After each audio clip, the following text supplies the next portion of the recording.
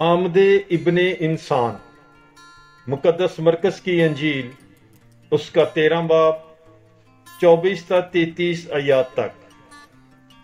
लेकिन उन दिनों में उस मुसीबत के बाद सूरज तारीक हो जाएगा और चांद अपनी रोशनी ना देगा और आसमान के सितारे गिरेंगे और जो कुव्वतें आसमान में हैं वो हिलाई जाएंगी।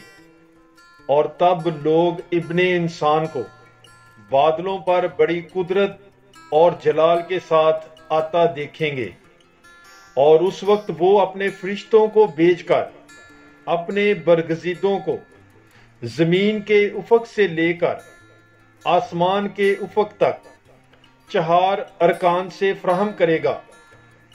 अब अंजीर के दरख्त से ये तमसील सीखो, जो ही उसकी डाली नरम होती और पत्ते निकलते हैं तो तुम जानते हो कि गर्मी नजदीक है। इसी तरह तुम भी जब ये होते देखो तो जान लो कि वो नजदीक बल्कि दरवाजे पर है। मैं तुमसे सच कहता हूं कि ये पुश्त हरगिज ना गुजरेगी जब तक ये सब कुछ हो ना ले। आसमान और जमीन टल जाएंगे लेकिन मेरी बातें ना टलेंगी।